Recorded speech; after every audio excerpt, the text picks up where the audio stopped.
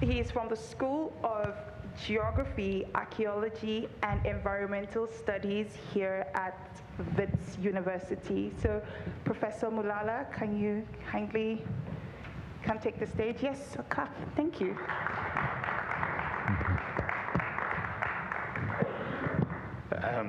Good afternoon, ladies and gentlemen.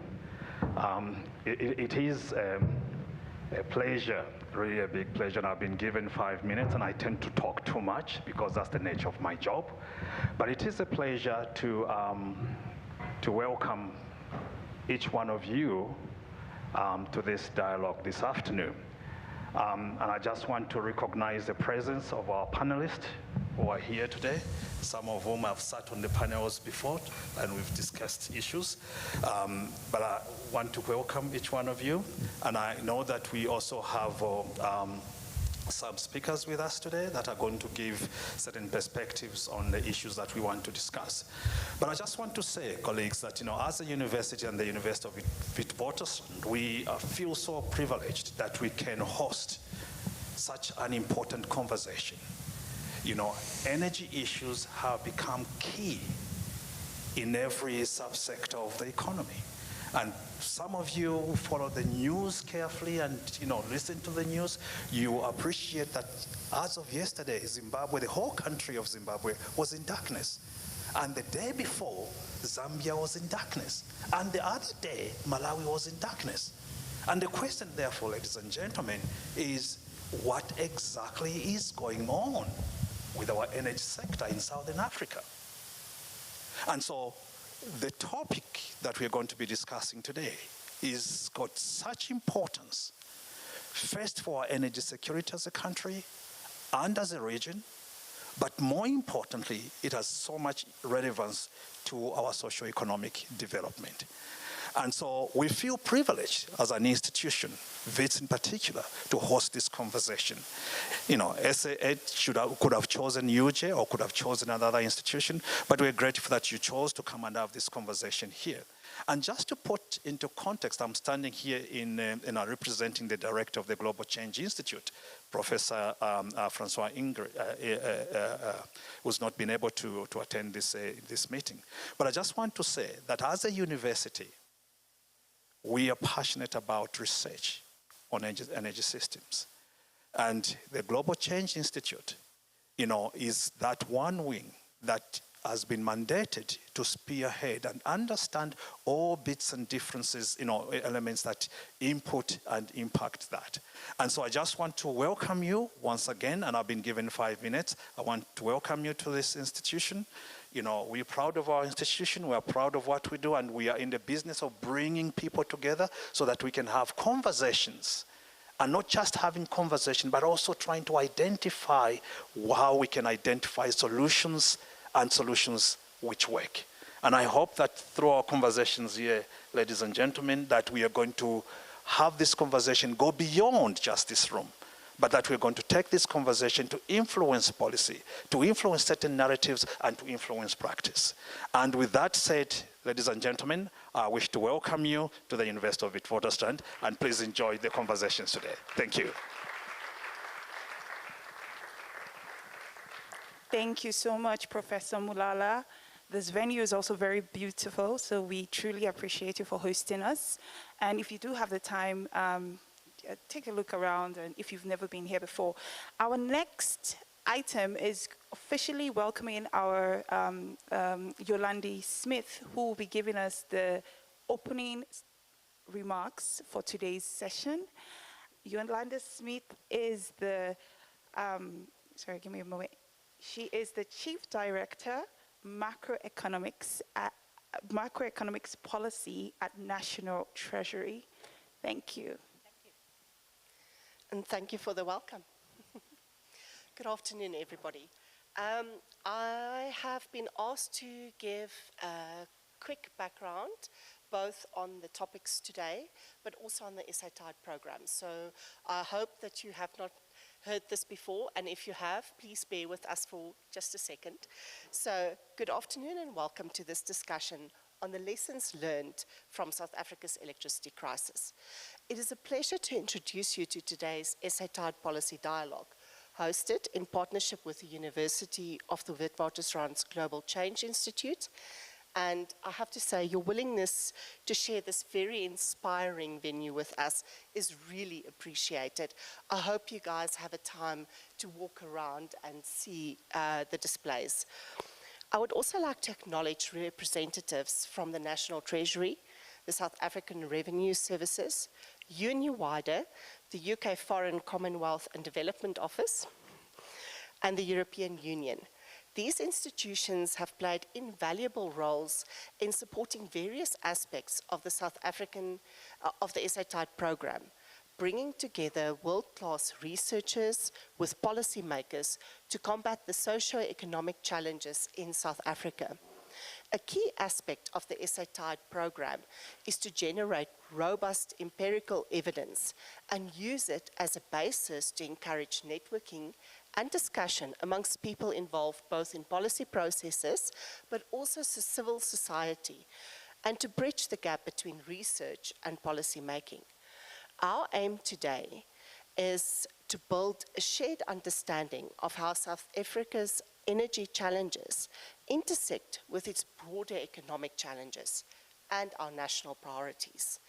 This platform allows us to examine pathways to resilience, explore solutions that drive sustainable growth, and consider strategies that reduce inequality. This all through sharing research, highlighting evidence, discussing recommendations, and debating solutions, while aligning with our national priorities and South Africa's role in meeting our global commitments. As we begin this dialogue, it is important to recognize that South Africa's energy challenges cannot be separated from our broader economic context. While progress has been made in stabilizing the electricity supply, the legacy of past disruptions continues to shape our economic landscape. These disruptions have left an indelible mark on various sectors and influenced our attainment of our collective aspirations of growth and development. Progress in stabilizing supply is a step forward, but it must be paired with ongoing efforts to build a resilient and sustainable energy sector that supports inclusive growth, ensures equitable access, and aligns with our fiscal realities. Today's dialogue provides an opportunity to reflect, not to dwell on the past, but to draw lessons from it. In examining the impacts of the energy crisis, it becomes clear that the consequences extend far beyond the immediate disruptions that we had. The electricity crisis tested both the resilience of our economy, but also exposed vulnerabilities, and in this, deepened our understanding of the interconnectedness between energy security and economic stability. The energy crisis also brought into a much sharper focus the role of fiscal and macroeconomic policy in addressing the vulnerabilities. Over the past year, government measures have sought to balance the immediate need for relief with longer-term objectives of sustaining growth and investment. It's a careful balancing act that highlights the importance of evidence-based decision-making, particularly in the currently constrained context of our currently constrained fiscal space. Apologies. Today's dialogue is enriched by the insights provided by the SA Tide research. I hope some of you have read the papers that were included in the invitation. For instance, some of the studies analyzed disruptions to the labor market, it highlighting job losses in energy-intensive industries, but also the broader ripple effect on livelihoods.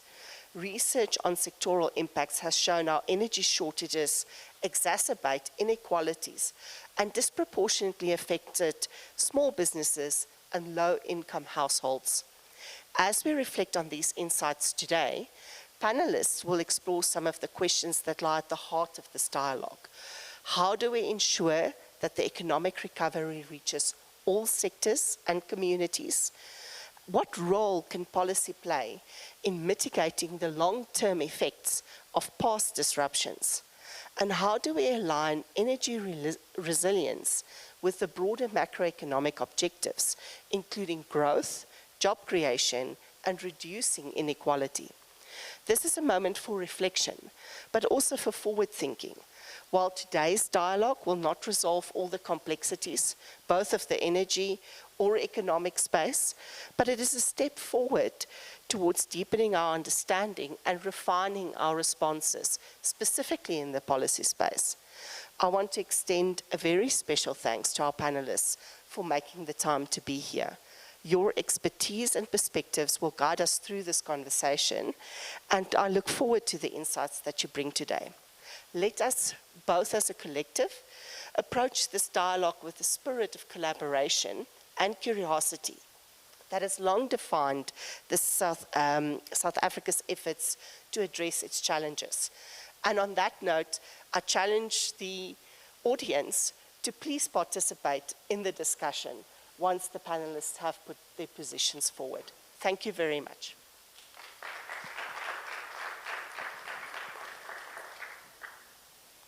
Okay. Thank you so much, Yolandi. And now, the main event. I will hand over to Refilwe to anchor the session. This is 60 minutes discussion, so thank you. Thank you, Refilwe.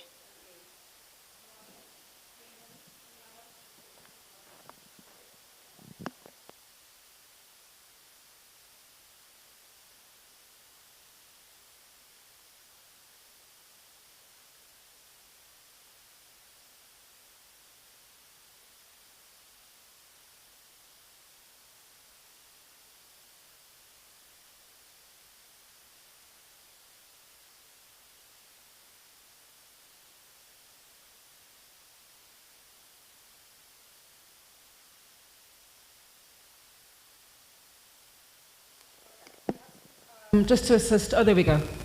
Hopefully, my name is Refilwe Moloto. I'm an economic and strategic advisor to official institutions on the continent and official savers, as well as private the main asset managers markets. So this topic, you can imagine, is extremely interesting and important to me and the people that I serve. Hopefully my mic will stay on, but otherwise I'm very happy to project. And in so doing, welcome and thank you very much for your time this afternoon. As Yolandi mentioned, if you don't mind holding your questions for the end of our panel discussion, but I look forward to them being very robust and us having great dialogue with our esteemed guests on the panel. We are missing a guest, but from the end of the panel, I'd like to introduce you to Haroon Borat, sorry, Director of the Development Policy Research Unit at the University of Cape Town. Always great to have a collaboration of academia. Next to Haroon is Alia Kasim. She is the Acting Chief of Microeconomic Policy at National Treasury. Then we do have Joanne Yawich, who is the head of Just Energy Transition Project Management Unit in the South African Presidency, and immediately to Mr. Chris.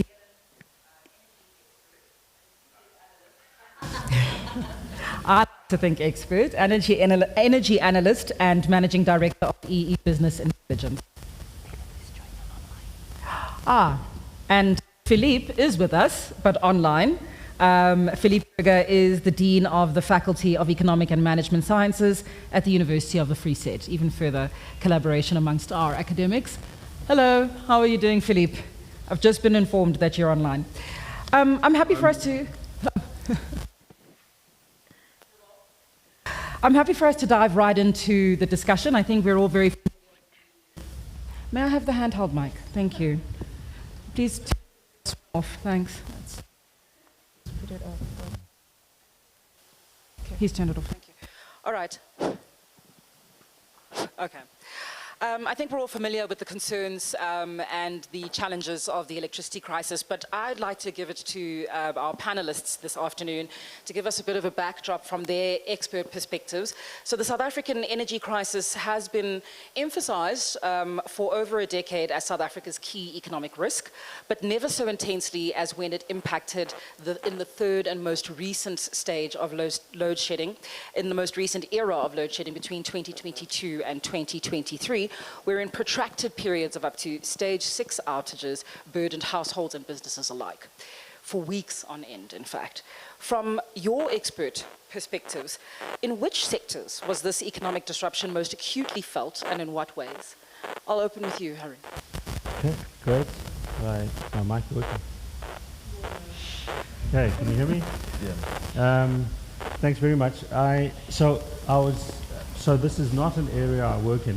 We've done one piece of paper, one paper on the labour market impacts of load shedding. Yes. So I'm venturing very carefully into this terrain, but the evidence does show, just at a national level, there are 3 papers that have been written, not CGE models, unfortunately, not capturing direct or indirect effects, that a sort of 1% increase in load shedding results in a 0.4 percentage point decline in GDP. I think what the Reserve Bank has then done is to calibrate that up and say the figure that we all live with, which is a 2% cost to national GDP. I think that, for me, describes at a macro level the significant cost to the economy. So if you think forward and you ask, well, what kind of GDP growth rate could we have had this year with much less load shedding? We would have gone from 1% to 3%, and you can think of that as our GDP growth rates going forward. The sector effects, again, the results show what you'd expect, which is energy-intensive sectors, right? So manufacturing, agriculture, mining, which again doesn't capture direct or indirect effects. So I suspect in the CGE model, and I'll talk about our employment results, but in a proper CGE model, you're more likely to see a muted sectoral effect. So in other words, sectors are sharing the cost of load shedding just because of the direct and indirect effects. I'll come back to some of those themes. Sure. Alia? Thanks, and good afternoon to everyone here in the audience.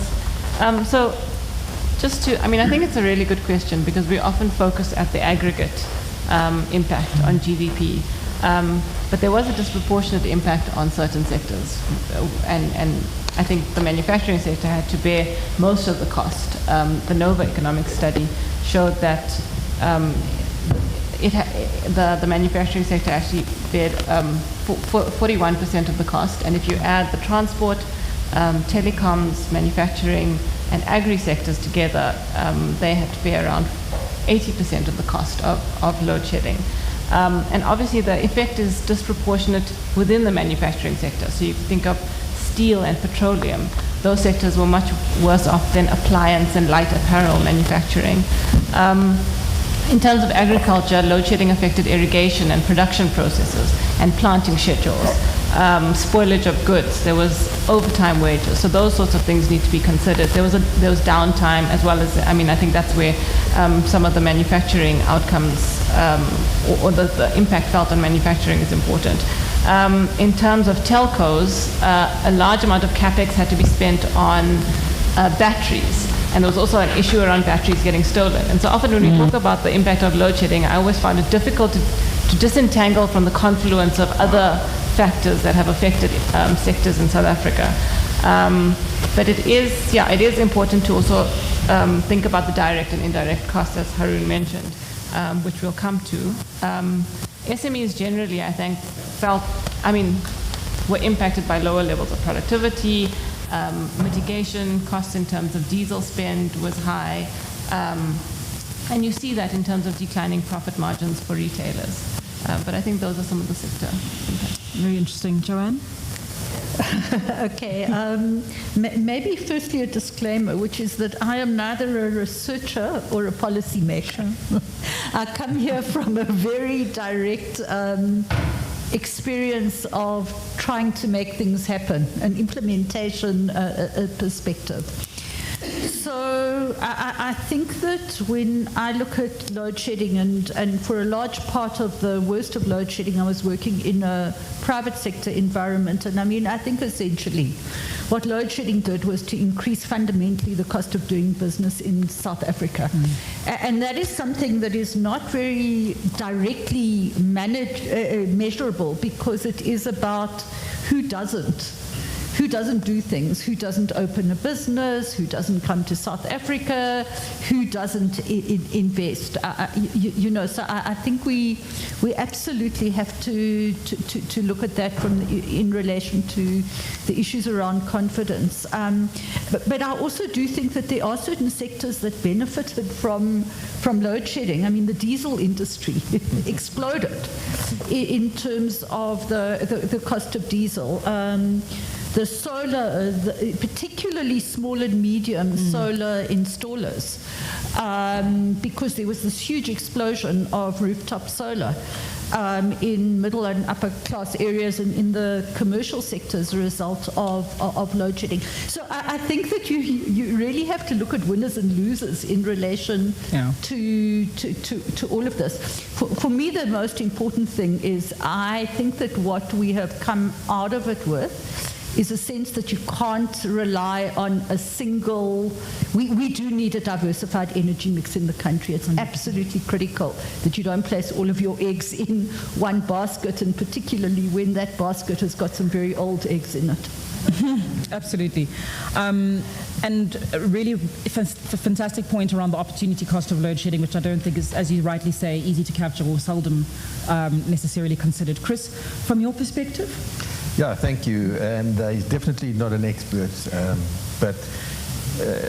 and nor my policymaker, kind of just an observer, shall I say, and a citizen. But I'm going to talk about the policy impact, sort of out of my depth, but I think there have been very significant policy impacts of this load shedding. We had this long period of load shedding that you talked about, 10 years, a decade, and I think much of that was characterized by neglect. In other words, it wasn't really taken seriously for many years until December 2019, when we had the first stage 6 load shedding, and the president was recalled from Egypt to come and deal with it. And the first reaction, I think, was a knee-jerk, failed policy reaction. That was the so-called risk mitigation IPP program, 2,000 megawatts of new generation capacity dominated by car power ship. Bring in emergency ships. These things are used usually where there's earthquakes and natural disasters, and you need a war, and you need a sudden boost of energy at some city or town that's very vulnerable.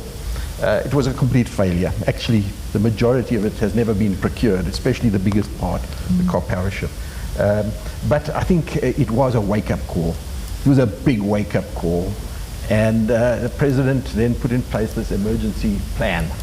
And the next thing he did was he appointed a minister of electricity dedicated to this problem. And the next thing that happened was they appointed the National Energy Crisis Committee, NECOM, and that brought business to the table as well as government. And then, of course, Eskom put forward its emergency recovery plan. These are all initiatives, these are policy initiatives as a result of load shedding that I think have been proved to be positive in resolving the problem. But then, of course, when having dealt with some of the immediate issues, it turns one's mind to the longer term policy issues that are required. And so you've seen, as Joanne said, a focus on diversification. I mean, diversification is a way of managing risks, and there are 2 risks. Eskom is the single generator in the country, essentially. And also coal formed 85% of our primary energy.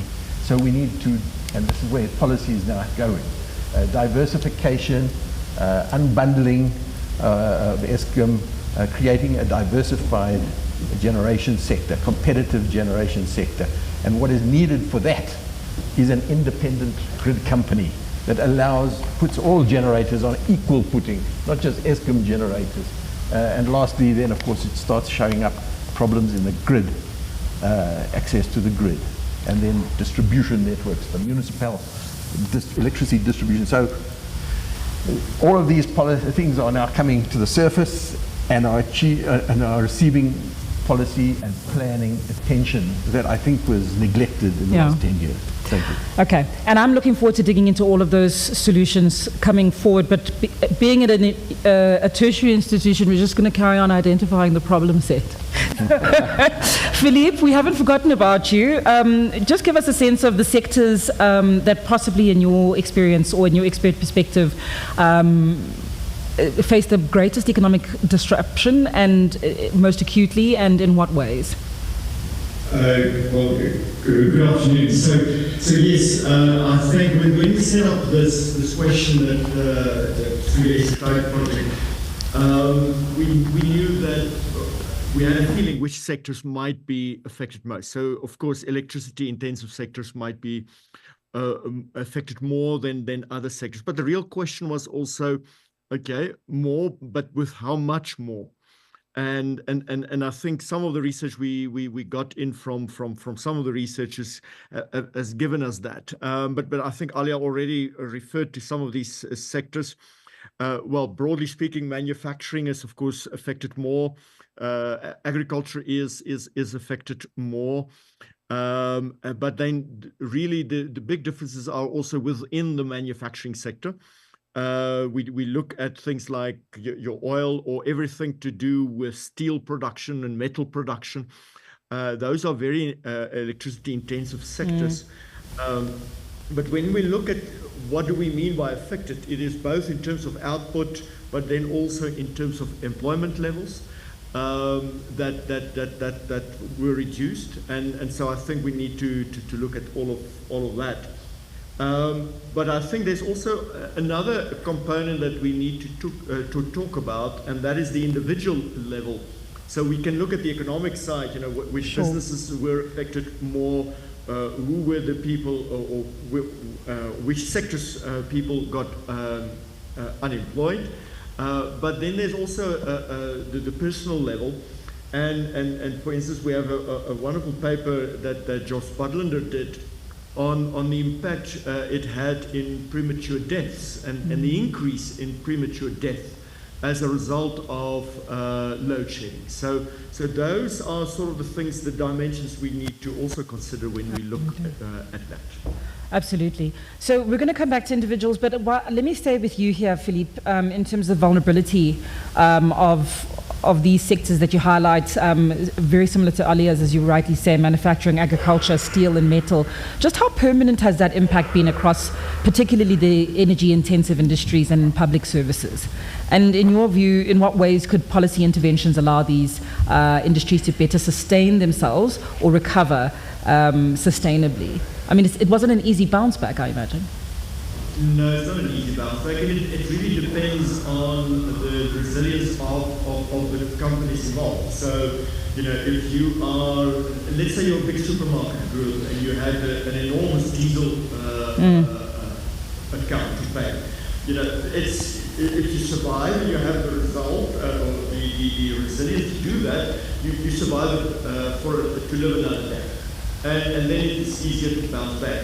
I think the problem came in with particularly smaller enterprises that couldn't survive, and they, well, once they go out of business, they are out of business. So I think it's important to maybe make that sort of distinction there. And I think that did come up in some of the research that we had to take a look at. And to your point, many of the retailers, if you have a look at the results now, the most recent results, range of results that have come out from the listed retailers at least, they're looking really strong, particularly because of this relief that they've had in trading conditions without having to overspend on diesel. Alia, your perspective on how permanent some of this pain might have been? Yeah, I mean, I think that there's obviously been, well, Joanne mentioned the increase in the cost of doing business, and that's had a negative impact on consumers. As well as just business and investor sentiment, which means that we've lost foreign and domestic investment. I think firms held back. So it's more less in terms of how permanent the impact has been, but in terms of what we've lost. We weren't fully able to take advantage of the commodity boom in 2021, 2022. But that was also as a result of logistics challenges for the mining sector. So there are a number of factors. And I suppose we've seen dwindling investment, dwindling GDP growth over the past few years. But in terms of the interventions that could have assisted businesses, I mean, the first was really around mitigating the cost and impact of load shedding, and that would be the diesel rebates that were extended. But potentially, you know, I mean, they were extended to the manufacturing sector in 2023. This could have potentially been done sooner. The tax incentives for solar investments by business and households, as well as the energy bounce back scheme. I mean, I think these are all well-intentioned, but they could have been done sooner, and I think the rollout could have been faster. And then obviously the reforms that Chris has spoken about, those could have, I mean, some of them were in plans from 1998. Had we had that in place, we wouldn't have been facing the energy crisis that we are facing at the moment. Haroon, any thoughts? I mean, in some of your research, you actually highlighted sort of the various sizes of business and how they were impacted. To Chris's point about this sudden wake-up call in 2019, would we maybe even have benefited for those small businesses that kind of disappeared? Would we have benefited from as urgent a response, for example, as we had for COVID? You know, where the tourism ministry was trying to help businesses and the like. So let me answer the permanence question, because I think it's a really important measurement question. So this is actually a request to SA Tide and UNU-WIDER because I don't think we've answered that. Because GDP loss is not permanence, because if GDP recovers as it has, then we're not. So you need a measure of permanence, right? So I was thinking a little bit about, okay, so what would be a permanent impact? And remember, you have a natural experiment. You have the high load shedding period, and then you have pre-2020, even pre-COVID, which was non-high load shedding, let's call it, right? So you have a treatment and a control period. You have measures of permanence in terms of its impact on the economy, such as liquidations, bankruptcies, business rescue. So those you can, of course you have a problem because if you observe business rescue in a particular year, is it higher than the previous years? And that's the natural experiment. And I think that for me would be a true measure of a better measure of the permanent impact of load shedding. And I don't think we've done that work. So I think that's the first thing. I think we can throw out sort of broad inferential stuff, but being in the university setting, let's try to be a bit serious about how we measure that. So I think that's really important. And then to the point about supply side, the point about measures, and I think it's supply side measures. I think firstly, as a country, we've relied, and I've said this in other fora before, we've relied too much on the entry point for policy support, whether it's employment, whether it's poverty alleviation. We've used the household as the entry point. We're not used to working with firms. And so COVID gave us that entry point, actually. It gave us tours, it gave us a quick response, and we used the UIF, and we had inordinately obscene amounts of liquidity in the UIF to actually deploy to a large number of firms very quickly. People often forget that TERS was then recalibrated for a smaller sample of firms. That then leads to the idea that you can devise supply side measures for shocks under very specific conditions, right? So in other words, you can think of particular sectors. I'm still not sold analytically on energy-intensive sectors being the biggest hit analytically, right? I can see it logically, but I think the direct and indirect effects suggest other sectors in the value chain that were negatively affected. Absolutely. I think we have to park that view. And the econometrics doesn't support it, including the three studies mentioned. But in terms of supply-side measures, you could start with, well, let's look at particular sectors when we have stage 5, stage 6 load shedding, or if we've reached a point. So if you've reached a point where the shock is severe enough that it shows up in the balance sheet, and that's the permanence point. So if a company is going into business rescue under periods of high load shedding, then a supply-side measure can be, the switch can be made towards a supply-side measure. I think the danger is, as always, that you provide the supply-side measure and then you've got a moral hazard problem. So I think and that's why the balance sheet approach is probably the best. So as urgently as we saw for COVID, for example. So Just a little housekeeping. I'm going to pass down another mic for you guys. Apparently our viewers online are struggling to hear on these headsets, but I think I'm audible. Yeah, okay. Not that that's the most important thing to hear, but the answers are really why you're here. Okay, so then staying there, Hernan, I think that's a really excellent point around approaching the firms, particularly as we speak about the labor market impact and whether or not they might have been able to be a bit more resilient and not necessarily face so many layoffs. And I like the labor market question coming up now, because you did try to find a sort of measure of permanence in the study. But amongst the key concerns for the economy, of course, is the devastating impact on the labor market. In what way, okay, I think you've given us some examples in what way they might have helped firms, but what other areas of policy intervention might have mitigated the extent of job losses, supported workers, for example, and maybe allowed firms to resume employment more swiftly?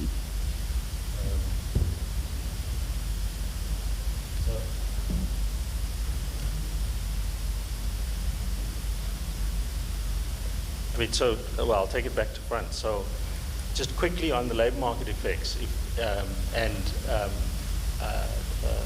paper, again, produced for this project with Tim Kohler and myself, which, if you know me, means that Tim did all the work and I just stand on stage and listen to and interpret his results. So again, for the researchers in the group, you've got a natural experiment. You've got a difference in difference approach that's possible. You've got a pre and a post, no load shedding and high load. What we did do is... Sorry about this, guy. Got to make it more interesting, Harry. So you're losing him. I'm teasing. Carry on. We asked the simple question, what is the impact of load shedding on employment? So if you can imagine the simple equation, the load shedding variable is really important because the econometric work hasn't done that sufficiently well, I don't think, or even the measurement. There is load shedding pre and post, like heavy load shedding and then no load shedding. But there's also continuous load shedding, which is the measures you get from ESCOM, right, over time. But there's also really interesting stage load shedding. And so we used all three variables, and they give you, particularly in the last one, they give you different results.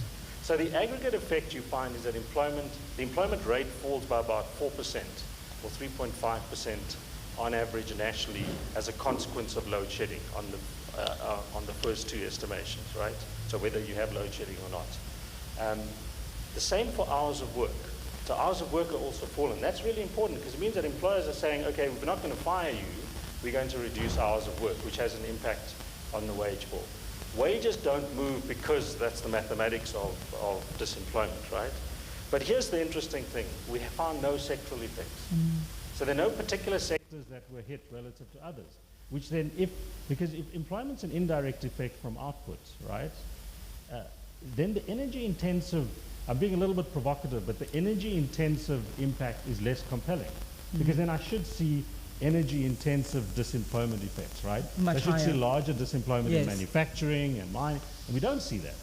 So where do we see sectoral effects? It's on firm size, but it's smaller firms that are more likely to get rid of workers. That could be a scale effect, so larger firms have to face large unions, they have wage agreements that can't be removed and so on, but they could also have the ability to work around load shedding. Just on that variable, the load shedding variable, and then I'll stop. I know you asked the policy question, but others should come in. On the load shedding one was a super interesting review where stage 1 and stage 2 load shedding had no impact on employment. That was very interesting. So the intensity of load shedding matters. It's not just load shedding, right? And that's that non-linearity that does kick in. So at stage 1, stage 2, there are no effects on employment. But as soon as you get to 5 and 6, it starts kicking in. And for me, that's then when policy is important. Right. So policy then could use that and say, well, we're only interested in supply-side measures once, heaven forbid, we in stage 5, stage 6. And then if you combine it with a balance sheet approach, which is the firm comes along and says, look at my balance sheet, right? I've been running losses for 4 quarters. We had stage 5, stage 6 load shedding. What kind of balance sheet support can you provide? My final point is I think the policy support should be as vanilla as possible to the firm. Sure. I think the firm needs balance sheet support, and then they can figure out Where to plug the gaps. exactly where to allocate. 100%. Philippe, your thoughts? Could some sort of that kind of corporate support necessarily come through related to government-led load shedding, similar to what Harun is raising, and maybe your views on this particular level at which intervention might come through? Yes, well, you see that the one problem, of course, is that once your economy starts to grow slower because of load shedding, you also start to collect less taxes. So you need to support industries, but with a smaller tax pool. So then it's really about how temporary this situation is. So you need to really then be sure that you will work yourself out of this load shedding problem. Now, fortunately, we have done so for the last year or so. But that is usually when you are ex ante in this position, you might not always be certain as to how long it will take for you to get over this problem and the economy can start normalizing again. So that is sort of the the sort of the transaction that you need to think about, or the trade-off that you need to think about, is, you know, what will be the cost of the support if you give it? What will be the cost of if you don't give it, in terms of an economy that shrinks, and versus the shrinking revenue base. Now, Chris, I want to come back to something that you mentioned a little earlier, because you highlighted the policy interventions that sort of came through after the 2019 realization. And one of the things that you've always emphasized in our discussions is the planning that could have happened. Yolandi was right. We're not going to harp too much on the past, but just on this particular piece of hindsight. What kind of infrastructural planning might have mitigated the impact of load shedding and energy availability in general on both the economy and the labor market, in your view? Yeah, I definitely think that planning was really inadequate, you know, in the early stages, and it extends today.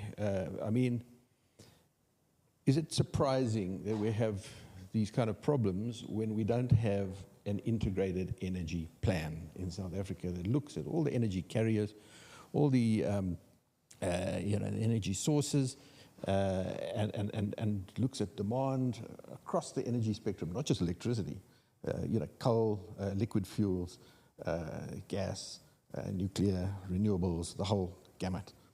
We don't have an integrated energy plan to this day. We do have an integrated, since 2008, when the National Energy Act was passed, it required us to have an integrated energy plan, clause, I think 6, but that was never implemented. Even to this day, we don't have, since 2008 today, we don't have an integrated energy plan. We do have an integrated resource plan for electricity, which is out of date, being worked on at the moment. We don't have a gas master plan. We don't have a coal roadmap. We don't have a, you know, our planning is really not where it should be. But I think there is now a growing realization that actually these prescriptive planning processes actually don't work. And really the planning now should be to put in place indicative planning processes, and also putting out market signals and doing market reform as a policy initiative, so that actually you know, the private sector can respond to these signals. We shouldn't be prescribing in detail what the private sector implements, but we maybe give them some guidance through an indicative planning process, and then letting the private sector do what makes business sense and economic sense, because ultimately, you know, these projects have to be funded, and the bank's due diligence will ensure that these projects have a good business case. So I think it's a good move now that we're kind of moving away from, well, we never had a prescriptive planning process, we just didn't have a planning process. But I think the thinking now is becoming better, that we should become more focused on putting out the right economic signals and engaging in market reform so that the private sector can participate and respond accordingly. Okay. I'm definitely going to a little bit about some of that answer for our next question, because as a reformed banker, I have to say, I struggle to agree with letting the private sector just do what it pretty much wants. I think some sort of policy direction is required. So I'll hand over to the policy maker to give us some thoughts. Any, in hindsight, any other policy that you might have mitigated some of the impact? Well, there's been a historical underinvestment in transmission and distribution, and I mentioned the 1998 white paper, which was a plan, I suppose, and it suggested unbundling of ESCOM, which was once again noted in the roadmap in 2019, and both horizontal and vertical unbundling, so it goes beyond what the 2019 DPE roadmap says. And if you introduce horizontal unbundling, you can think about things like competition in generation, for example, which is also how you drive efficiencies and bring down prices. It also introduced things like open access to the grid, alternative sources of energy, and those sorts of things would have promoted security of supply. So I think those sorts of interventions were important and they were missed. And I think while we should have, South Africa never lets a crisis go to waste, and it's all hands on deck at a crisis point, and we're quite reactionary. But there were many opportunities to mitigate against this, and I think there were useful interventions like Operation Vulindlela, and one of the first interventions that Operation Vulindlela dealt with on the energy side was around the embedded generation license. But even then, we removed the licensing threshold, but you didn't have an immediate pipeline of investments coming from the private sector because there were so many regulatory approvals required and constraints on the private sector. And you really had to work together with the private sector to sort of figure out how you actually get them to the point where you can get projects onto the grid. So I think we needed a better sense of these issues, but we also needed political will to sort of drive these issues. And there was many years where there was no momentum on a number of these policies. Perhaps that ever-present problem in South Africa of more urgent matters to attend to all the time, right, across the socioeconomic spectrum. So, Joanne, I was asking you to think a little bit about the intervention that Chris was highlighting, particularly when he's speaking about an integrated energy plan, looking forward in terms of our energy mix and moving away from relying on 85 to 90% coal. Particularly wearing your hat from the Just Energy Transition Project, there tends to be a view often that we hear, particularly from Eskom, that the demand is what's burdensome on the grid, but the readings that you would have seen actually show that it's actually supply that fell off the cliff rather than demand that's necessarily out of whack with GDP growth in recent decades. So in the redefinition of our energy mix and in our partnerships with and coordination with regional partners, as Professor Simatele highlighted, realistically, how do we bring electricity supply up to speed swiftly in the context of climate change and without protracting our reliance on coal and dirty energy? Okay, let me answer that, but I first want to go back. It worries me a lot, this conversation that is starting in 2019. And, I am both a historian by training and I am old. And I was involved in both the first energy crisis committees that Cabinet set up in around 2008 and 2009, participated in the first war rooms, the electricity war room, in 2010 or 2011. And I actually think that a lot of what we ended up with in the period from around 2018 to 2022, 2023, that the underlying patterns around that have been happening for a long time. We lost our smelting Yeah. Any industry in South Africa, we used to have big sectors with small smelters, so steel making, brick making, a whole range of them, and those sectors have died slowly over the last decade.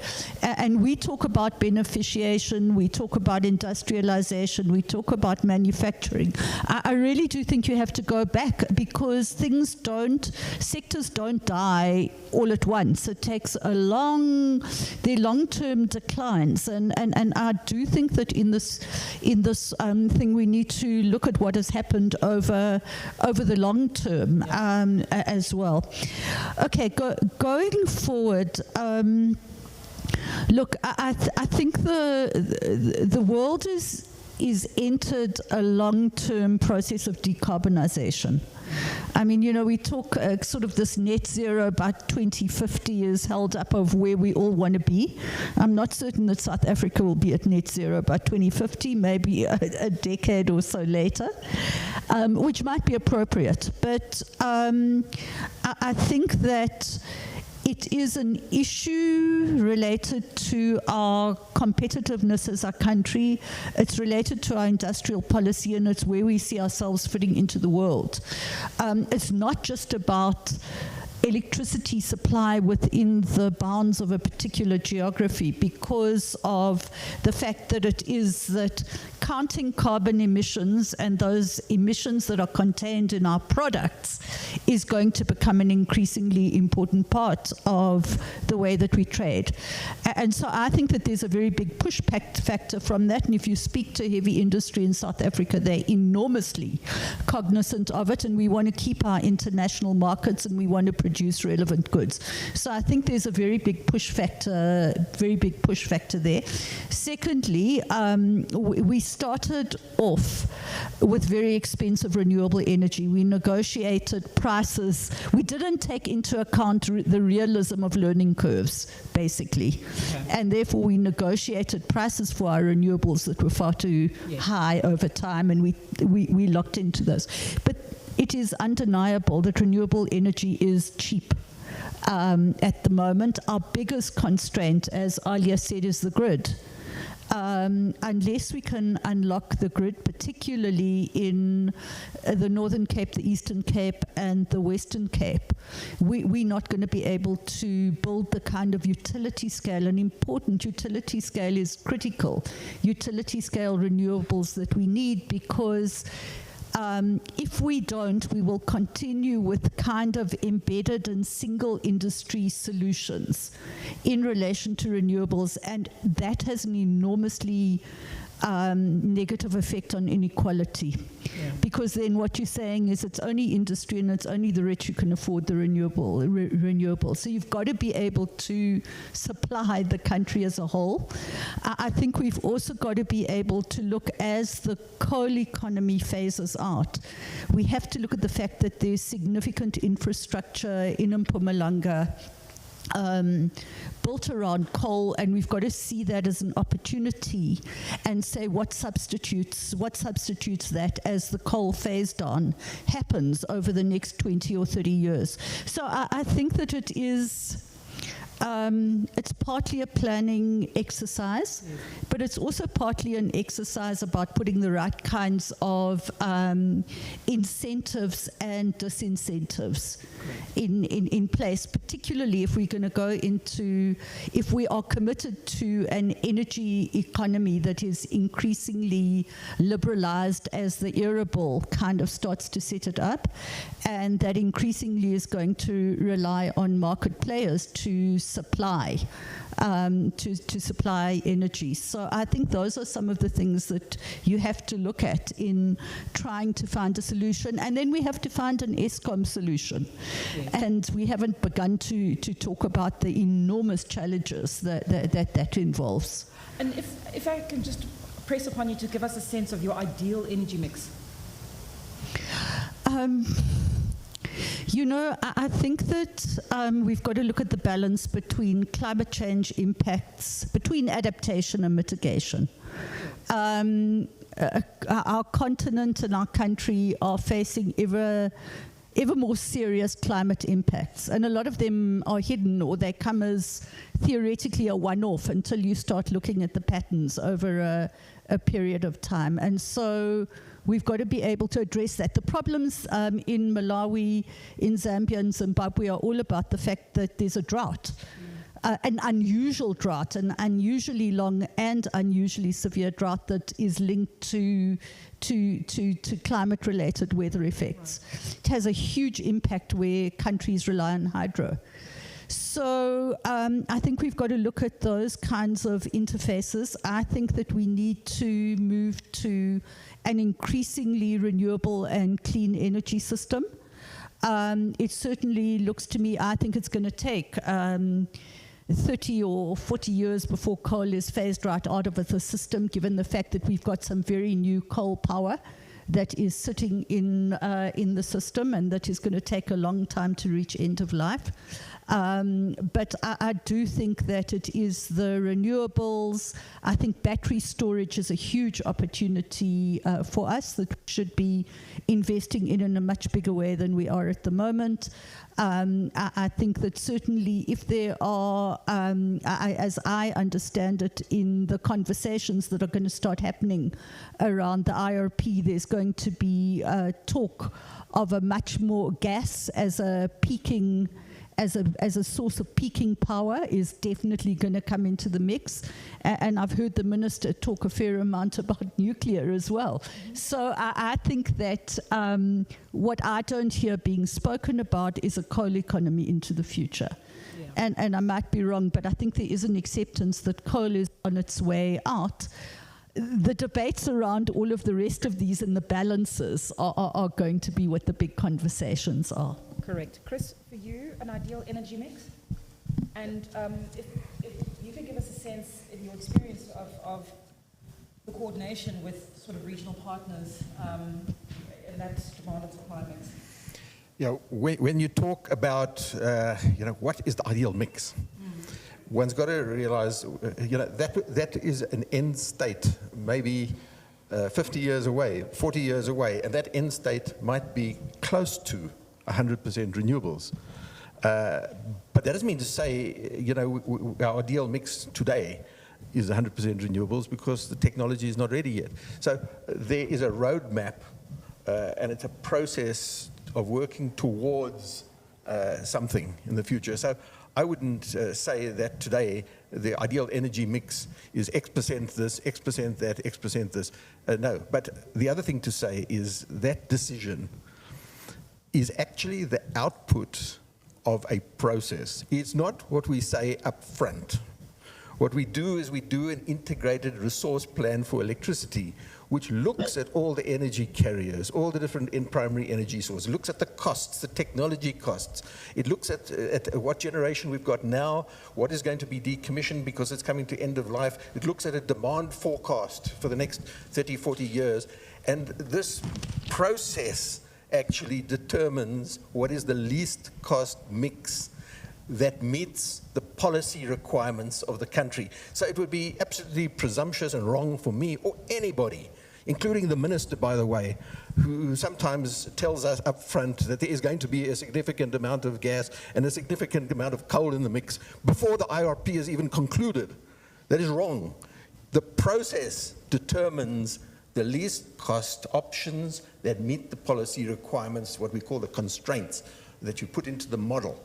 And therefore, we've got to leave it to the model to develop a techno-economic study and output to tell us what the answer is. We mustn't tell it what the answer is. Government, of course, gets involved with policy interventions. Those have to be costed. And we looked at the cost benefit of different policy interventions. But this is not a case of thumb-sucking. What is our personal ideological position about what should be the right mix for South Africa? It's an output, not an input. So on the one hand, I hear you, but on the other, I see absolutely nothing wrong with having policy ambition and a target or an intention. And I was hoping you were going to tell me from your analysis rather than your heart. It's not my analysis that counts. No, This doesn't count.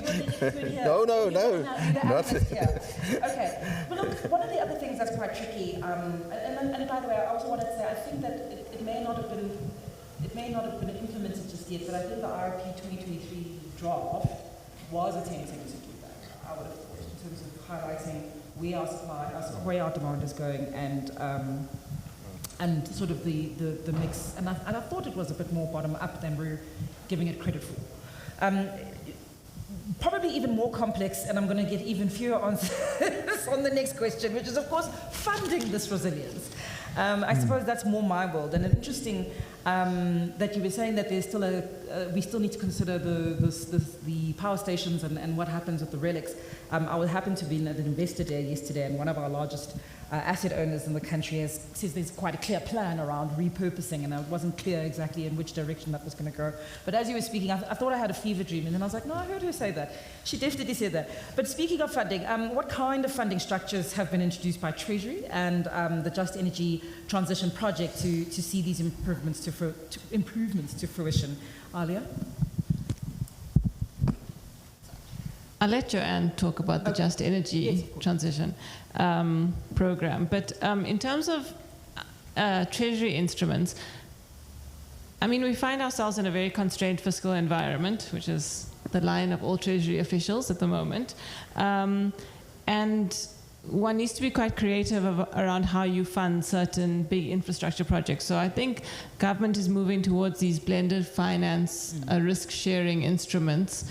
The one that's being developed now is the Independent Power Transmission Credit Guarantee Vehicle, and that is sort of a guarantee pool, and it's a build, operate, transfer contract with the private sector to build transmission grid. And I think that's a useful intervention. We've learned a lot from REAP, and there were some limitations in terms of some of the obligations that were imposed on IPPs, like the local content requirement, which couldn't always be met given the state of readiness of industry. And I mean, I think when we introduced REAP, the technology was not well known, and there was a trust deficit with government, and obviously the guarantees, the full project was guaranteed, but one can step down those guarantees and lower government's contingent liability and use it for other things. So I think this is a useful instrument that's going to be piloted for transmission and then extended to other sectors like logistics and water, where we're also facing massive crises at the moment. Certainly. On the Just Energy side, Joanna, if you can also help us see how the sort of the crowding in partnership with private sector might be helpful in addition to the bilateral transfers we've seen in the Just Energy Transition. Okay, so the Just Energy Transition plan, investment plan that we put together, is a 2023 to 2027 plan. And basically what it is intended to do is to put the country onto a trajectory that allows us to meet our 2030 NDC. So it's linked to, effectively, it is linked to an emissions reduction target. The plan that we put together, there was an $8.5 billion set of pledges put onto the table by the international community that has grown to around nearly $13 billion of pledges.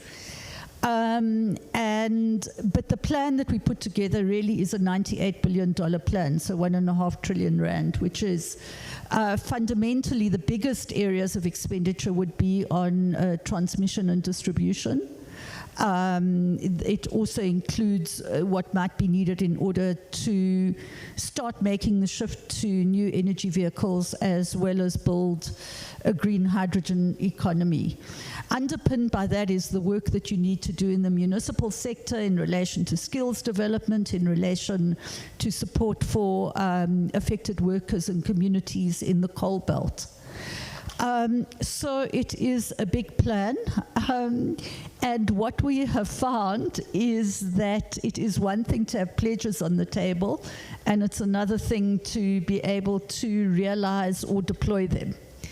And I think Alia has raised some of the challenges in them. The first is the constrained state of the fiscus, the inability or the limited space, given the contingent liabilities that the fiscus already sits with, to be able to issue sovereign guarantees, because a lot of that international public concessional finance requires sovereign guarantees, and it is very difficult to be able to find one's way around that. Having said that, what is becoming clear to us is that increasingly, I think, infrastructure funding in the energy sector is going to be linked to climate outcomes. Okay. I think that is a trend and a tendency that we are seeing internationally. In our plan, the bulk of the funding actually comes from the private sector. We estimate at least 60 or 70% is likely to come from the private sector, particularly in relation to generation. I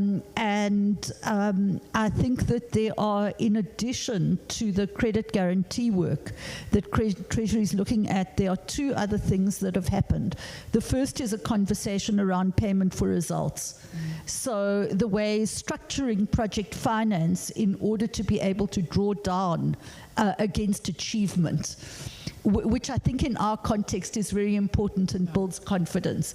And it's being piloted particularly in a municipal context. And I think the second important thing is the fact that a whole lot of the policy loans to Treasury that are currently being negotiated are being negotiated against climate change and the jet investment plan related outputs and outcomes.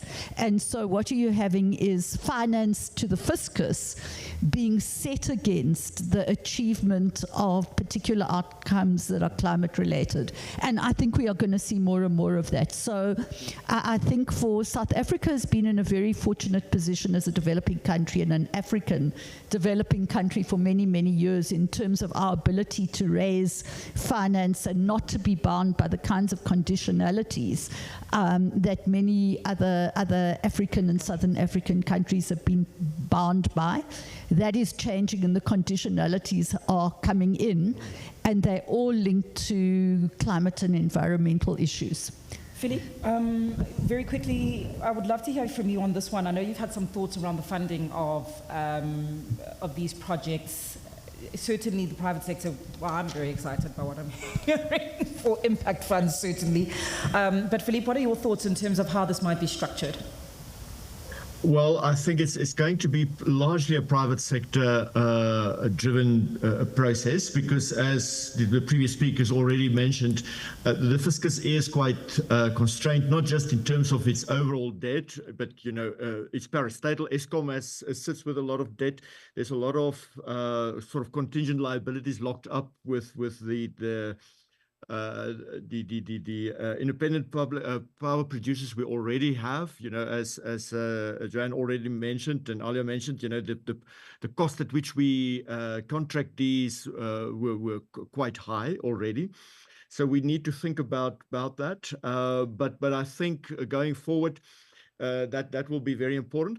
I think what is also going to be important is to get funding in not just in terms of the generation, which is, yes, where the private sector is most interested in, but the big challenges will also be in terms of the transmission, because as was mentioned earlier, provinces like the Northern Cape, where you have some of the best potential for solar, if you want to link that up, those lines are pretty long, and you need to invest in those power lines. So that too, we will need to find out how to do that. And the problem there is, of course, these sort of transmission lines, that's almost a natural monopoly. You can't have two competing companies' lines running parallel to each other.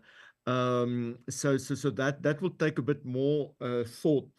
And that brings me really to the question. So we have three big design issues we need to look at. The one is, how we're going to put together the finance. The second is the physical design issue. We're not sort of setting up cookie factories where you can put different packets of cookies on the shelf. it's all connected. So there's an actual physical grid into which this runs, and that energy mix we talk about is going to look, it's different mixes looks at or results in different grids and designs there. So we need to look at that. But then underlying all of that is a design of the market, and in market and generation, we talk about transmission, distribution, and that presupposes different rules, regulations. Somebody talked about the local content requirements, but there's a number of other things. We need these markets to be competitive in a way that will ensure the viability of private competitors in these markets. So there's a lot of these questions that we need to get together, and that forms part of the subsections of this integrated resource plan we need. Thanks. Of not just Eskom, but the broader electricity market. Critically, obviously, I think all of us can actually empathize with the idea of affordability being key. Whatever electricity happens to be produced from whichever source, currently we're on the cusp of yet another double-digit multi-year increase likely to be approved by NERSA. And we're far from the cheapest producer of electricity that we used to be 2 decades ago. I'd be very curious, in particular, to hear from you, Alia, if it's possible that Eskom can move back to a non-cost-driven pricing model as we used to have in order to help drive the economy. Yeah, I think balancing the cost of electricity supply or security of electricity supply with affordability is crucial and the big question at the moment. And while we do have these very high increases to cover the generation recovery plan as well as grid infrastructure or maintenance that needs to be done, we need to get the targeted interventions correct. So, for example, the free basic electricity needs to be corrected such that it's implemented properly. I don't think municipalities implement it adequately, and a conversation needs to be had about whether you increase that. But I mean, we need to get to the point where increases are lower, yes, or prices are lower. And, we're likely to get to the point where increases are lower before prices become lower. But what needs to be done now is setting up the market, and that's where the market code that Eskom is currently working on is, and I think it's been published for public comment, is critical because it sets up the rules of a market. And what you really need to get to is this multi-market structure where you have generators competing with other generators, and that drives efficiency and that drives competition, and potentially prices come down. And once you have more generators in a market, you're sharing the risk between a number of players, and that can lead to financial sustainability. But this could be a 7 to 10 year plan. And in the meantime, we need to mitigate this with various interventions for households. But there's a lot of policy work that's going on now that, through NECOM, and I suppose NECOM has gone beyond crisis management to now reforming the market. And I think those interventions are critical, bringing in private sector assistance, bringing in technical assistance from other countries. I think there are all the BRICS countries and about more than 100 countries have unbundled their electricity sectors. So there is a lot of knowledge that we can crowd in and peer-to-peer learning we can do. And I think we are doing that. But it is a process that can take several years. Okay. We were handed over at 1:20, so we're closing in on 60 minutes. We've got about 30 minutes of Q&A, and I want to know from our sound guys if you need these microphones back to roam the room. And if so, if someone can come and collect them from our speakers. First of all, I'd like to give our speakers a round of applause before we head into the Q&A. Thank you very much to the panelists. Do we have any burning questions? There's a question at the back there, if we can get a mic to that gentleman.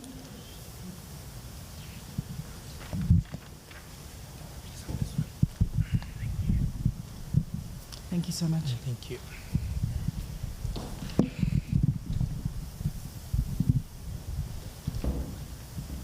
Okay. Thanks very much, Sean Muller, currently affiliated to UJ.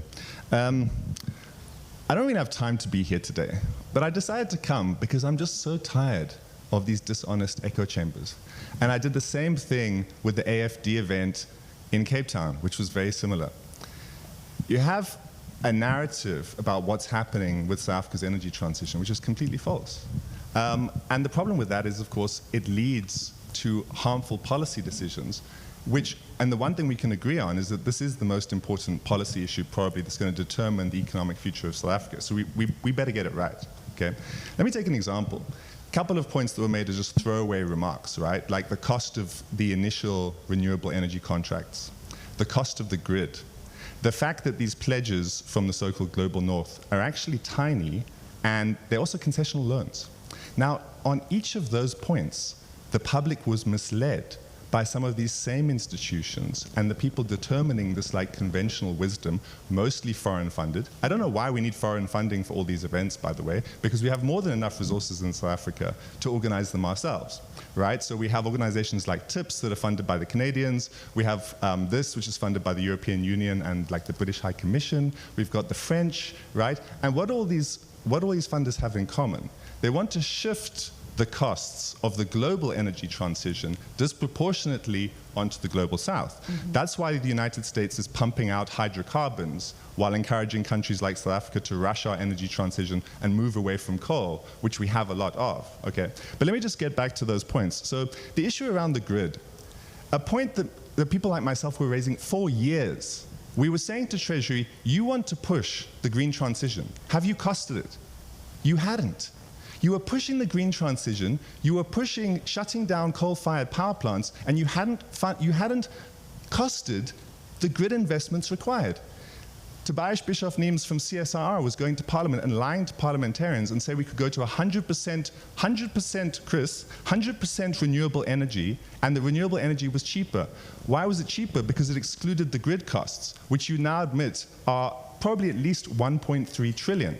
Okay, so the question is, why are we pushing all these decisions? Eskom unbundling. We all know that that was an ideological position in the 1990s. Maybe it had some merits, maybe it didn't. But the reason it's been revitalized now is not because that's what's in the best interests of the country, it's because of this, let's take advantage of the crisis while we can to push this view on national infrastructure, which we think should have happened in the 1990s. And that's a fact, because all the people involved, you can trace their positions back to the 1990s, okay? So the fundamental point that I want to make here is a lot of this is misleading. And at the very least, if you want to have a public dialogue, I'm not the only one who said these things. If you want to have a public dialogue, at least have one person on these panels who represents all these points and who has critiqued many of these institutions. Because otherwise what you're doing is you're creating an echo chamber, and you're creating an echo chamber that serves particular interests, okay? So at the very least, you shouldn't be allowed to get away with that, and that's why I'm here. Thanks. Stephen, is it? Sean, sorry. So Sean, I as moderator, I'm going to take the liberty here just to ask you to just come back to what you're disabusing us of here. So you mentioned that there were throwaway statements, and I just disabuse us of what was incorrect, because I heard Joanne highlighting that it was $13 billion that happened to be pledged, and there are loans. I think that's actually public knowledge. It certainly is mentioned in almost every article about it, but that the actual cost is closer to 98 billion, and I think anyone can say that 13 is a fraction of 98 billion. So I didn't think that. I just want to get a sense of who is misleading, and in what way specifically, factually, can you correct us if you'd like to bring that point? Yeah. So let me clarify. I'm also trying to be brief here because I have a long list of points. The point I was making was not that those statements were factually misleading. What I said was these are throwaway remarks, right? Like, oh yes, the initial renewable energy contracts actually were much more expensive than they should have been. Oh yes, there are these pledges that actually are really not that much compared to the costs and so forth. That's all true. But let's talk about what happened in the past, right? With these various institutions that ignored those issues when many people were saying, these pledges are nothing. They're concessional loans. The details haven't been finalized, and they don't come anywhere close to the likely costs. But hey, we don't even know what the likely costs are, because Treasury and the presidency are forging ahead with this, and they haven't even bothered to cost it.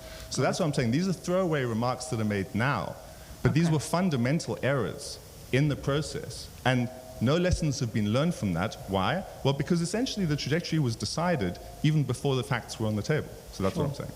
Thank you. Thank you, Sean. Any comments, questions? Yes, we have someone here. Sure. Can you hear me? So I won't be as long Share or your as name and your affiliation. and spicy as Sean over there, but Mohammed Lokat from the Energy Council of South Africa. I lead up our power sector reform bucket. So Alia, just to your point on the market code, it was released in April, and the market will be implemented much sooner than we think. I think April 2026 is the due date. I'd just like to ask one question. How do you see, as National Treasury, cost-reflective tariffs impacting inflation? And is OV planning to enter, or National Treasury planning to enter the municipal space and assisting with reform in that area? And then just one question for Joanne. Thank you for your contributions. Always a pleasure to hear you. When could we start seeing some pilot projects from all the concessional financing? As I see it, and I'm going to be a bit spicy as well, a lot of the money is going to studies and foreign companies, but what's actually impacting people's lives on the ground? Thank you very much. Thank you, Mohammed. So to you, do you want to answer first, Joanne? On the pilot studies, or Alia on inflation and reform in the municipality? Oh, may we have a microphone? I think we'll struggle online in terms of you. Okay, so on the funding flowing, as I said, it has been challenging to deploy the funding, particularly the funding that is meant for distribution and transmission that is linked in to the broader fiscal constraints we face as a country. However, there is a fair amount of work underway in order to be able to move, in particular, the grant element of that funding. And you asking about how do we get money to people on the ground. So let me look at the question from that side. So we did an analysis of the grant element of this package. And what we discovered is that there is a lot of this international funding goes into research, it goes into capacity building, and it goes into what is called technical assistance. All of them, none of them necessarily wrong or bad, but there's virtually no money that gets to communities on the ground. So what has happened in order to be able to do that, and it relates to issues of ownership and empowerment and the ability of communities to decide how they want to see their futures unfold and what are the kinds of economic activities they do or don't want to engage in, is that we've set up and piloting in Mpumalanga a funding platform that is a matchmaking facility that is putting funds into project preparation, working in particular with SMMEs, working with worker and community organizations to build and develop projects, and then putting that out to the funders in order to get a flow of money into those kinds of activities. I mean, it's just been launched. There's a pipeline of around 63 projects at the moment that range from social support projects, social infrastructure projects, to agriculture, to social ownership of renewable infrastructure, to skills development and training, and some that are focused on municipal capacity and municipal support, particularly in relation to access to energy. So I think that what we've got to do is to build a system around it, and then crowd in additional financing and start to look whether we can't scale some of that, and start to also look at some of the blended financing solutions, particularly where there is really cheap concessional finance. Not all concessional finance is terribly cheap, but there is a certain proportion that would be very well spent in that direction. So let me stick it at that. Please, by all means. We'll give Alia the chance to think about how she wants to respond to the more complex questions. But the one thing I did want to come up and respond to, partly what Sean is saying, is that it struck me that in a lot of these conversations, so the kind of work we do is around labor markets, around employment, is that very often this is seen as an integrated energy solution rather than a job loss problem. Right. And so what's happening in coal, and the fact that you've got to be thinking about the just employment transition, is really important. And I think, you know, if you had, so we have done some presentations to the Presidential Climate Commission, which have organized workshops with NUMSA. That's a very different engagement. Sure. There's an unwillingness, and correctly so, right, to let go of jobs. And I think, you know, that's not going to go away. So that's the first thing. And then very quickly, when we think about financing, these are coal companies. These are workers that are probably better paid than the average mining worker. And the mining worker at a sectoral level is the best paid worker in the economy. So these are well-paid workers. They are members of provident funds. They contribute to the unemployment insurance fund, which means that there is financing partly available to think through a just transition. Not everything needs to fall onto the fiscus. And so the private sector, as in not linked to concessional financing or anything else, or banks, seeing it as a top-up, literally the employers are the first that need to be involved in the just transition. And I somehow feel that hasn't, they haven't come to the party. Of course they won't, right? Because they've got to put money on the table. Yes. But also, importantly, it's workers' funds, right? These are workers who've been contributing. And so some of the work we've done shows that there is a category of early retirees that you can take care of in the just transition actually quite well. There are those that need skills matching, and then workers who are unskilled but perhaps may need some kind of grant, number maybe 10,000 workers of the 60,000 co-workers. So this is a manageable issue in terms of funding actually, but it's about being creative and drawing in the private sector. And that's critical, urgent as well. You had some thoughts, yeah. Chris? I'd like to raise a point and respond to Sean. Oh, we'll come to you, Alan. You know, there are certain things that should not go unpassed, and you have to respond to them, and I have to respond to it. Sean, you mentioned these throwaway statements, and you promptly made a throwaway statement yourself. You mentioned and personalized the matter of Dr. Bischoff Nimps by name behind his back without giving him an opportunity to be here to respond. I find that unacceptable. And I have to respond to that. That was a throwaway statement by yourself as a personal slur against somebody. You're talking about somebody behind their back without giving them the opportunity to respond, and I think that's objectionable, and I want to object to it here. Thank you.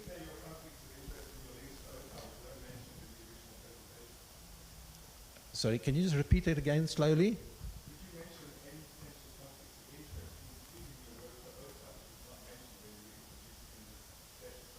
Look, I didn't introduce myself, and I don't think anybody introduced any speakers personally. My relationship with Outer is published on our website and is well known in the industry, including on interviews that I do on a regular basis, including work that I've done for Outer on the public participation process. Nothing secret about it. This is all nonsense. Okay, thank you. Chris, I'm going to try and, please hand this down to Alia. We're going to, let's try and stick to the merits. I'm glad that each of you had an opportunity to air your views, but Mohammed had asked about the impact on inflation and any reforms on municipalities. So admin prices make up around 15% of CPI, so it's fairly small. So even if there is, and that's admin prices in total, not just electricity prices. So you will have some impact of cost-reflective tariffs on CPI, but it's not as high as one would think after you run some of the numbus. In terms of Operation Vulindlela, I think There is going to be a focus on local government in the next phase. We are consulting quite broadly, including with civil society, around what the reform should look like. Thinking about performance of municipal managers, thinking about distribution utilities on electricity and water, incentives for better performance, how to channel municipal revenues back into investments that support better functioning. So there will be that focus, and I think we should announce it in January with SONA. Yeah, I mean, my sense of what Treasury's done is fairly cautious, and in terms of what they're willing to fund and and how they operate generally. It's sometimes slow. I mean, if you want a guarantee, there's a whole committee that has to sit and decide on these things. In terms of the transition, there's definitely a study that's currently being done that looks at the costing of the transition from the Treasury perspective. So those reports might be made public, and if not, they can be requested if that would be usable. Yeah. Thank you. Sorry, just as the host, I thought I would, just make a quick comment. The reason why we have these sessions is so we have dialogue, so you can feel very passionate about your points, but remember, this is a dialogue and we should do it in a very respectful manner and still communicate the points. It's a dialogue. That's exactly why we have these sessions. Thank you. Thanks. Do you have a question, sir? Yes. Okay, and we do have a hand up here. If we can get a mic over to this lady as well. And another at the back, I see you. Thank you. Please go ahead. Mthokozisi from UNTP. It's just a follow-up question around the implementation of Just Energy Transition Plan. Joanne did mention that it was costed at around 98 billion, and what so far the pledges are sitting at 8.4 billion. We have concessional loans of around 5.3 billion and commercial loans of 1.5, guarantees of 1.3 billion. So I'm just asking, because we're in a situation whereby the country is financially constrained, and we have got ESCOM that is still battling with issues of debt. How are we going to finance this Just Energy transition? And I think one of the speakers mentioned that we can benefit from this Just Energy transition. And I'm looking at, as a country, we're well endowed with critical minerals. But are we in a position to beneficiate those minerals so that we could be able to compete with countries like China and these countries that produce the batteries, your lithium batteries, and also taking into account that some of these beneficiation processes are water and energy intensive, which we're having challenges in electricity and the water sector. Thank you. Thank you so much. Joanne, do you want to pick up on that? And in the meantime, okay. Get the microphone to the lady in the front, please. Okay, so as I said earlier, I think that, and maybe Alia can talk, the concessional finance in the JET investment plan is cheap money relative to the borrowing that the state does. And I think the Treasury has looked quite carefully at the degree of concessionality of it. Some is highly concessional.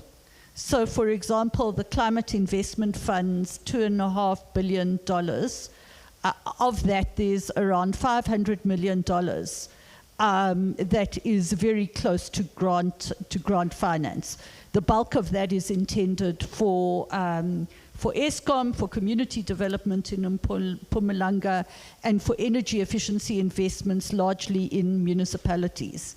But there is a range around that finance. So I think that's the one thing to say. We've been very clear that this finance has to be mobilized from a very wide range of sources, including from the fiscus and including from the private sector. And so I think there is a really big question about how, if we are committed to a just transition, then how do we spend the money that sits in the fiscus, and how do we use budgetary resources in order to support the transition as well? And I think that some of what Harun is raising around the way one looks at the use of potentially of pension funds, of the UIF, of various taxes and incentives should all be thought of in that kind of context as well. And by the way, the just transition isn't only about coal workers, it's about agricultural workers, it's about workers in the automotive value chain, it's about workers in the conservation and tourism sector. It goes across the economy because the climate impacts are widespread. And so I think that what we have to look at is look at solutions that really do match the scale of the problem. So we are, the amount that's been pledged at the moment directly into that program is around 13 billion. We are building a jet investment register that will start to also bring in the private sector contribution and start to count that as well as a whole range of other sources of investment that are coming into the country from outside that are supporting. In terms of competitiveness and critical minerals, at the moment we do not have the amount of energy to be able to effectively beneficiate, particularly things like lithium. Yeah. In order to process lithium to get it to battery grade, you need to have furnaces and smelters that can run at 1800 degrees, 24 hours a day on an ongoing basis. We do not are unable to actually do that. And so the issue of, for certainly the whole of the SADC region, and I think there is got to be a regional solution to this, is that we've got to have a huge upscaling in our accessibility to energy, in the amount of energy that we are producing as a region, because you're going to need regional solutions if you want to really go into competing on the beneficiation of critical minerals, which would obviously be an important thing for the region to do, and not be simply mining the raw materials and exporting them, which is what we do at the moment. So I think there is a lot of work being done on critical minerals, but one of the binding constraints around the processing is quite seriously the fact that there is no one in Southern Africa that has got the level of energy resources and free energy to be able to do it. So that's another challenge that we do have to be able to solve for, because the resource does sit here in a very, very significant kind of way. So I think it is an important thing to bring into the conversation. Yeah, let me stop there. Thank you. A question up here in front, and if once she's done, can the mic please move to the gentleman at the back with the glasses whose hand is up? Thank you. Thank you. Domben Ndwandwe from Euro Exim Bank. I beg your pardon, ma'am? Domben Ndwandwe. Lovely to meet you, Domben. Euro Exim Bank, and it's pretty much a comment that will lead up to the question. Partly it's been addressed about the points that were raised, which now became pretty much personalized, which is understandable because of the drive. And I needed to say this because I got triggered by what was said. I was in an energy conference yesterday hosted by Wits Business School, and it was pretty much everything that's currently happening in the energy sector, and coming here and having to hear this today, it's kind of bizarre in a sense that some of the points that were raised by the gentleman are pretty much true.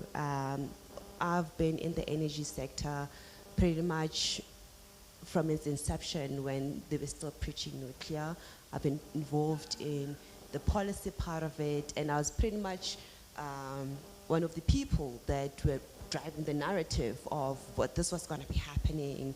We were writing papers, we were just bombarded about these policies from the UN and the Climate Change Drive Initiative. Okay. But from the scheme of things and just having to analyze what has been happening and unfolding, there was a speaker yesterday at the conference who when she was talking, I felt like it was me, you know, and I couldn't believe that 10 years later, the same challenges are still there, you know, and I was like, okay, she was from Sasol and they're doing their whole piloting project, but I could literally pick up myself from what they were saying, and this is how it got triggered to say, yes, there were impressions that were put out there, and yesterday people are still under those impressions, and some of the response came through to say, okay, this is how the money has been trickling down. It goes to research, and I'm getting a picky pocket of this information here and there, you know, and I think it's pretty much on the narrative. How is this information flowing? And I believe we're all here for that. We want to understand what is happening prior to the pandemic, post-pandemic, and that's why we're having these dialogues. But then my question then comes back to the panel to say the narrative is very much key to the person on the ground. You know, being the person on the ground narrating it and giving out the expectation and having assessed what has happened throughout, and now listening to people who are now doing what I was doing years back, it's pretty much true that the narrative is there. There is this gap of what is happening in the decision space and the trickling down of that information together with its execution and its financial implication and cost implication. So I don't know, but I'm just trying to understand from everyone sitting here, what is our role in trying? The objective is that we're trying to get to net zero. We are tackling climate change. We've got the mandate. It's the how that is the issue. And as everyone here and policymakers, decision makers, how are we doing that without having to getting ourselves too attached, but driving the change that we want to all see? Thanks, Nomahle. I don't know if anyone would like to tackle that. And I think Mohammed, in part, answering Mohammed about the projects was a part of the how, I think. And would you like more on the just energy transition, or would you just... Refiwe? Yes. Can I maybe just add a comment? Oh, Philippe, I'm like... Philippe, I'm literally looking around the room. God, yes? Please, by all means. Voice from outer space. Exactly. So talking about a just transition, and yes, the amount needed is way bigger than we might have available right now, and I think that is not in dispute. We know that. But we also need to realize that we don't need that amount within, let's say, the next 6 months. This is going to take time, and we need to design our processes to fit that time. So when we then think about it, one source of those resources we might need can come from our own economic growth. So if we can, and here we need to think a bit about it in terms of medium term and long term. So to do the just transition is a long-term plan. That we're not going to do that in 1 year. We're not going to get that all done in 5 years. It is a longer-term thing to do. But what we can do is to alleviate the pressure that all of these infrastructure is not just electricity, but you know there's harbors and there's water and all of that. The ceiling that places on economic growth, by alleviating that in the medium term, getting the economy to grow. By growing, we generate resources that both the private sector and the government can then invest in new resources, in financing a just transition. Precisely how that is going to happen, that will take long conversations, and it's in themselves design questions. It refers to the design of markets, to the design of policy, and all of that. But I think we should be careful not to think that all of this is going to happen in 3 years or in one term of a government. And we therefore need to take a bit of a longer term look at this and then say, okay, to what extent can we do this? Just transition then becomes a subcomponent of what we see as sustainable development. And linked to that sustainable development is sustainable and inclusive economic growth. It becomes part of a much bigger debate, but we do need to look at the key role that growth can play in that, in generating the resources we need. Add to that, I mean, if you're talking about the funding, certainly from private sector, us as asset managers, you were talking about what happened since before the pandemic and after.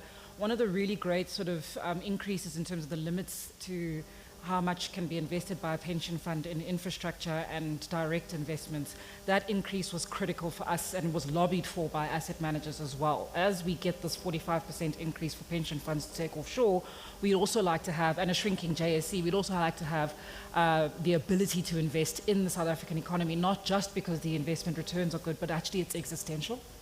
And every other listed stock depends on us getting that infrastructure going, and the appetite is massive.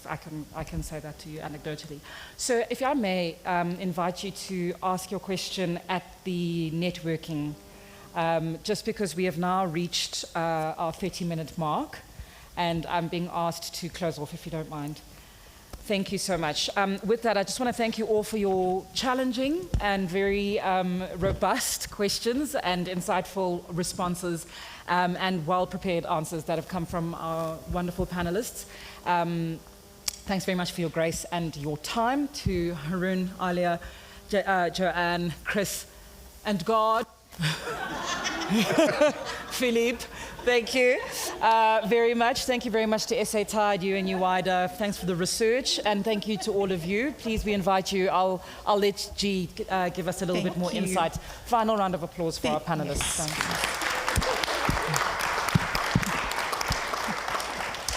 Thank you very much. We just have one more item on the agenda, but this has been very, very, very enriching.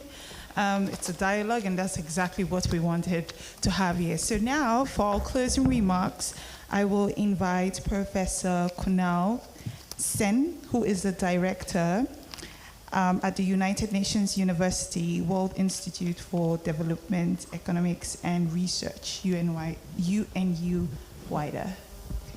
Thank you.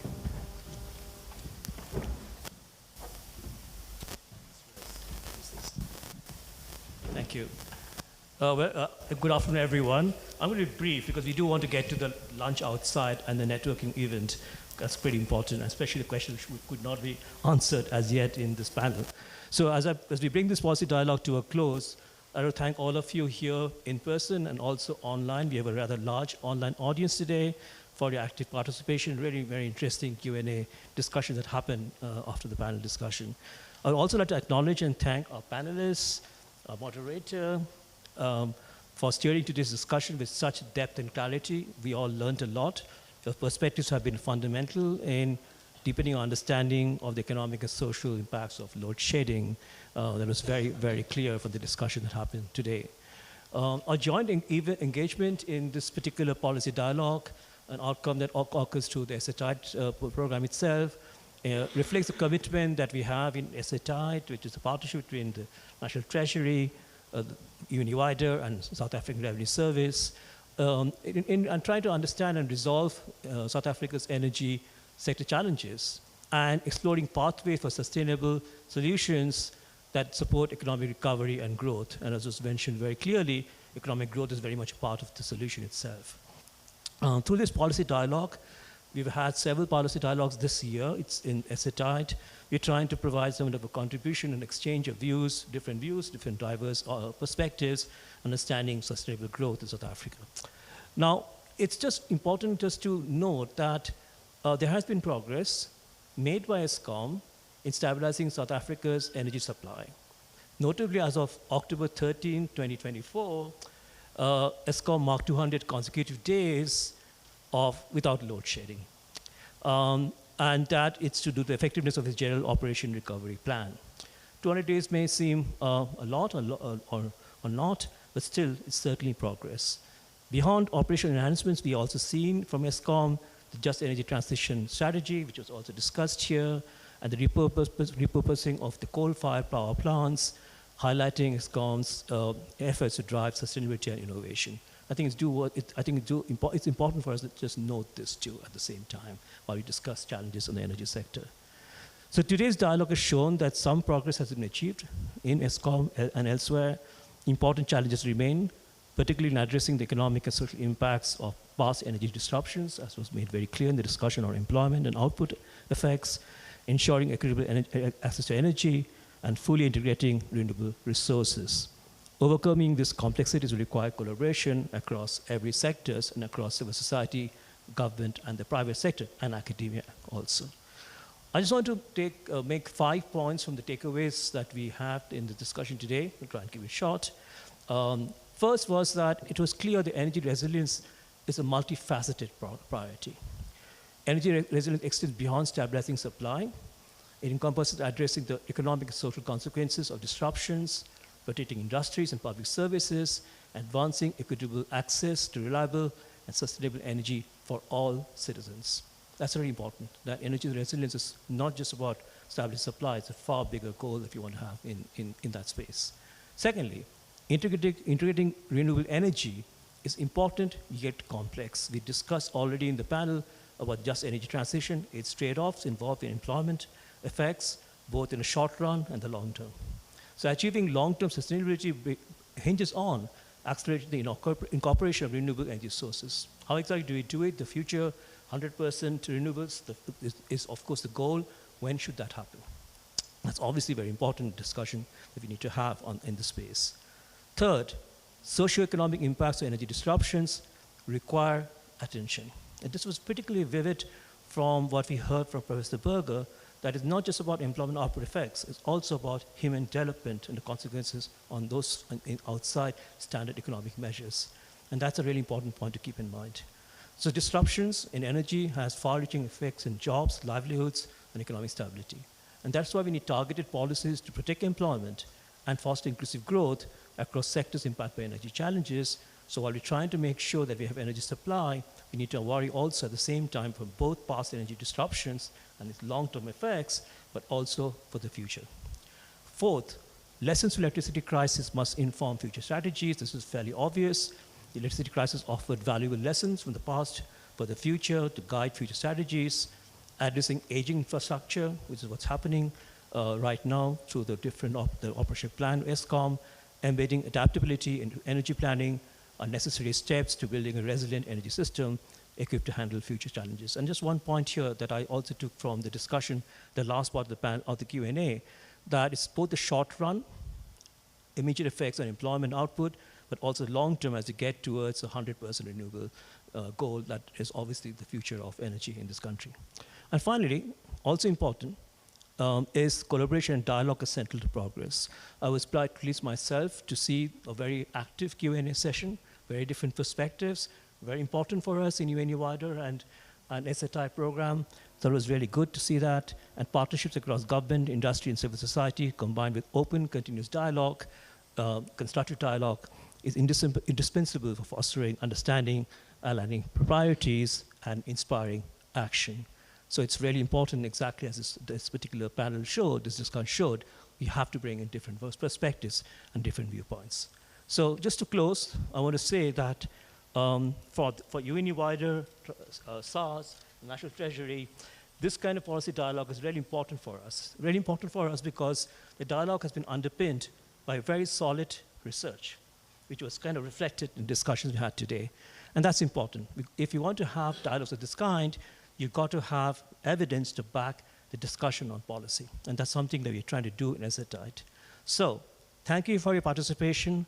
Thanks so much for the wonderful discussion we had today. And over to the outside for the light lunch and networking. Thank you.